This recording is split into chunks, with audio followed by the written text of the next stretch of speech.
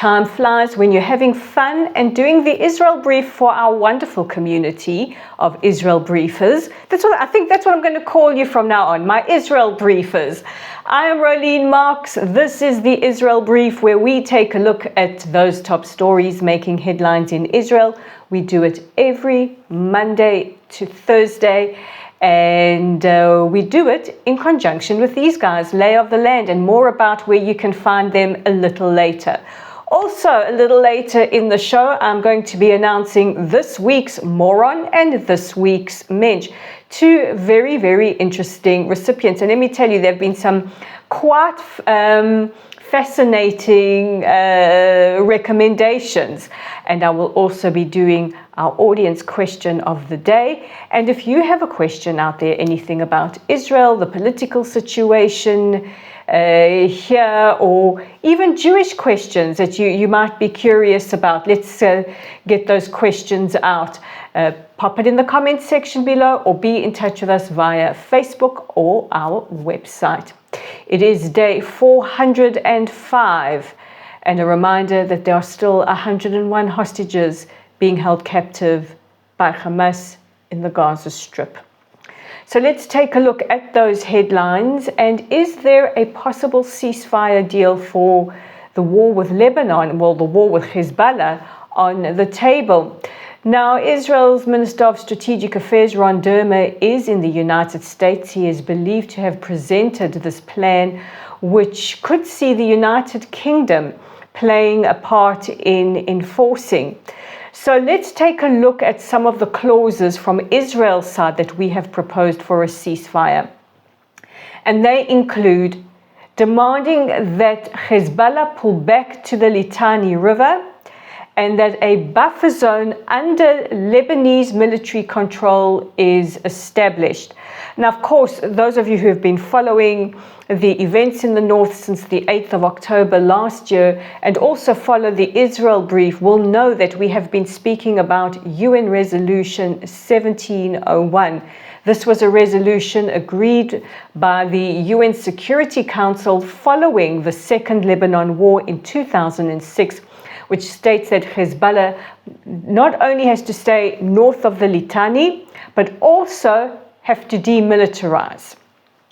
The Washington Post quoted a person close to Hezbollah saying that the group would be willing to withdraw its fighters north of the Litani. Now, Hezbollah denies saying that, so let's see how talks are going to progress.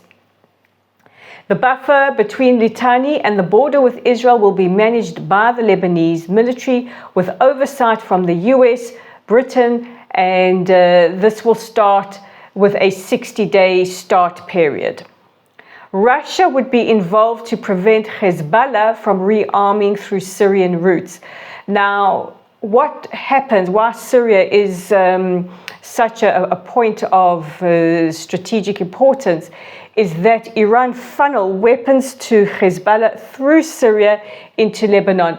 Now, Russia has a presence in Syria. In fact, the Russian military appealed to Israel that when we do strike targets inside Syria, not to strike very close to Russian military bases or military installations.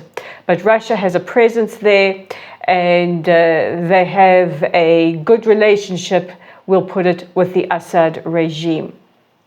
And we haven't heard any other comments coming from Israeli officials other than the new Defense Minister, Israel Katz, who said that there will be no ceasefire with Hezbollah unless they move north of the Litani. So basically what we can read into this is that there is a proposal. This is what Israel is demanding. This time we need international involvement in enforcing Resolution 1701. Noticeably absent from this proposal is mention of the word UNIFIL. Those are United Nations Interim Forces in Lebanon, and we know from recent months that there have been Hezbollah positions very close to UNIFIL positions. In fact, there was a tunnel that just popped up within a matter of meters from Irish troops as part of that UNIFIL contingent, and we have had reports over recent weeks of troops being lightly injured, troops from Austria, from Ireland, being lightly injured as a result of rocket fire and the war between Hezbollah and Israel. So let's see how this progresses. The deal is on the table. Let's see. I think we all want quiet on that border. Israel announcing that one of our major security goals is to ensure our civilians from the north, some 60,000 still evacuated, are able to return to their homes, many of them to rebuild. Yesterday, President Biden met with President-elect Donald Trump in what looked to be a very friendly, very amenable meeting. This is the start of the handover meeting between an outgoing administration and incoming administration. Now, why this is important to us in Israel is because the issue of hostages was discussed. As many of you know, there are still 7 hostages from the United States that are still held captive by Hamas. The White House have indicated that they are willing to work with the incoming Trump administration on a possible hostage deal, or a deal that would secure the release of the hostages. To date, they haven't met, but they have said they're completely open to working with the incoming administration. And yesterday, President Biden met with families of hostages who had accompanied President Herzog on his trip to the United States. While we are staying with the subject of hostages, and I'm going to try and get through this without crying, because reading this report really just absolutely devastated me. The medical teams working with the Hostages and Missing Persons Forum have released a report on what they believe are the severe health impacts facing the hostages. These include being critically weakened by a loss of body fat. They believe that the hostages could have lost up to 50% of their body weight, chronic malnutrition, respiratory infections, cardiovascular issues, severe psychological trauma, anxiety, and a lot of feelings of isolation, being without their families. We also can't forget that they were taken in very, very violent circumstances. Many who had seen their family members brutally murdered or tortured in front of them, they still have to deal with that. And of course, very importantly, they have had no contact, no visits, no medicines from the International Committee of the Red Cross or the World Health Organization or any aid organization. And as I tweeted out earlier, it's not like they have no contact with Hamas. We saw the Red Cross acting as a glorified taxi service during the ceasefires this time last year. We know that they've got contact with Hamas. The Red Cross are active in the Gaza Strip, and to be active in the Gaza Strip, you will have come across Hamas or would have had to cooperate with Hamas. The UN, other aid organizations, there is a lot of criticism against Israel, a lot of demands for humanitarian aid, which Israel has said we are willing to give. We are willing to give every single day. We will flood the Gaza Strip with humanitarian aid. But humanitarian aid works both ways. And what about our hostages? And finally, all eyes will be on Paris tonight as France and Israel play off in a major football match. Now, Israeli citizens have been advised not to attend football matches overseas in fear of their safety. This follows the pogrom that happened in Amsterdam last week.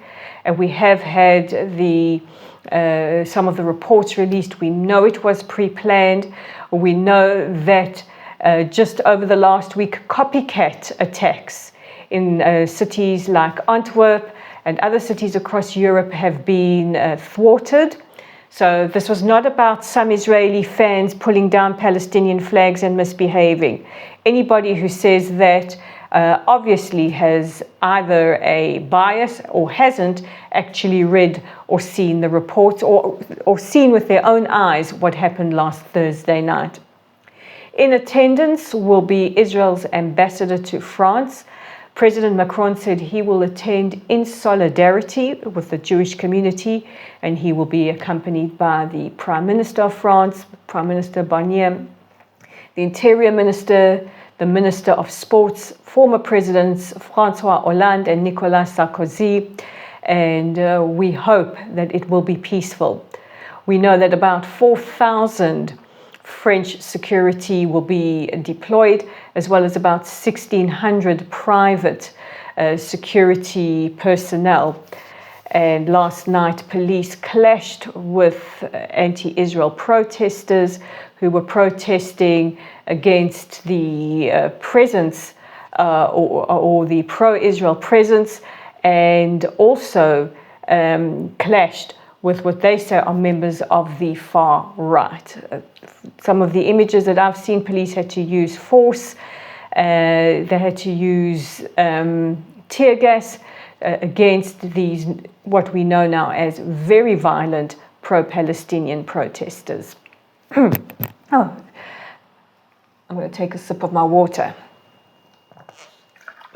Okay. Now that my throat is adequately lubricated with water, not whiskey, it's far too early in the day, let's take a look at the audience question. And it comes from Bianca in Tel Aviv. And she says, Rolene, I come from the diaspora and I live here in Israel. Do you think Israelis now understand what we have been talking about when we talk about anti-Semitism in the diaspora?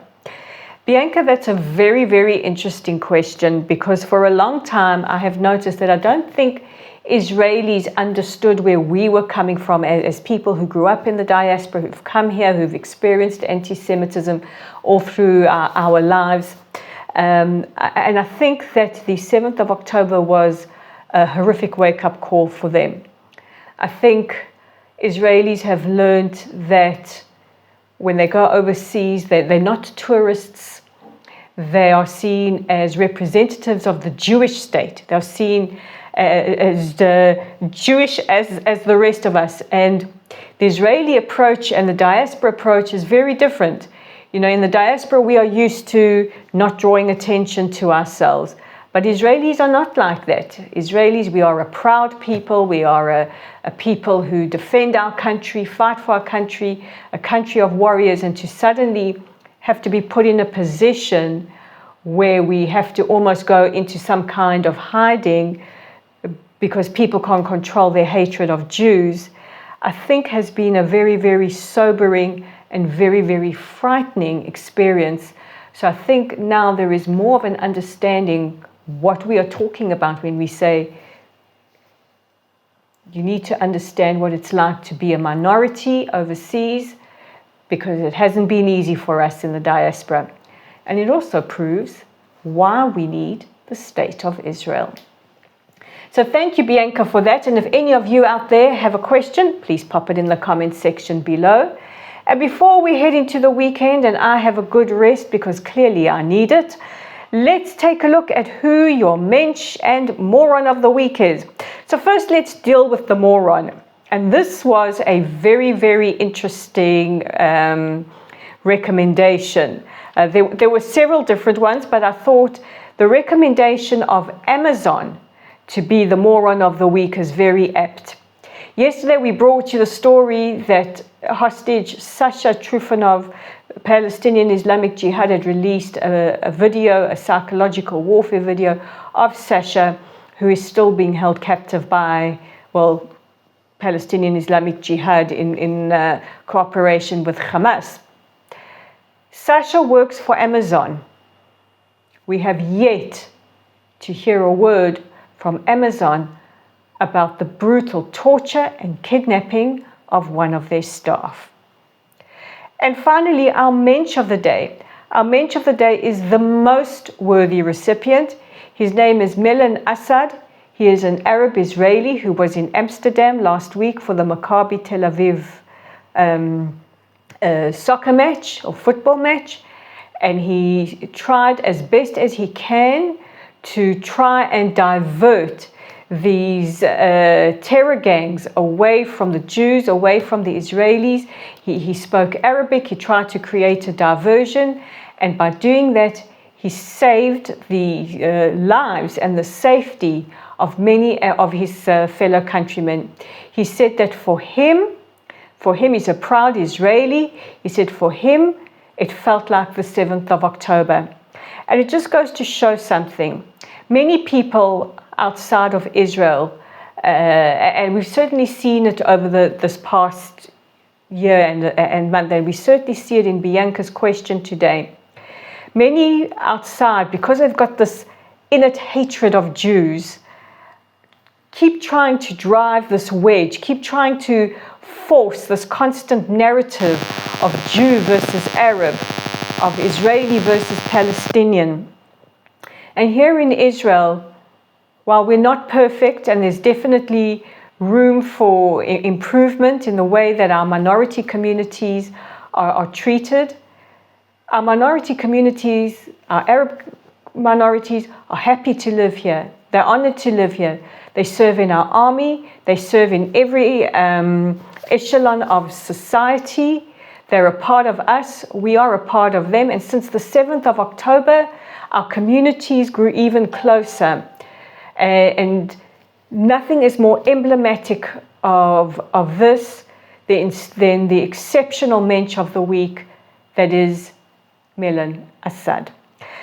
And with that, it's enough of me droning on. I'm sure you'll have a good break from me over the weekend. But don't forget to check out our website at www.layoftheland.online. Our Facebook page is at Lottel's site. Please, guys, visit there, like us, follow us, share us. You know what Facebook's like, trying to shadow ban us and all of that. We are on YouTube right here at the Israel Brief, on X at Lay of the Land 5, on Instagram at Rolene_Marks, on LinkedIn at Rolene Marks. And guys, with that, I wish you a wonderful weekend. Shabbat Shalom, and I will see you again on Monday. Bye for now.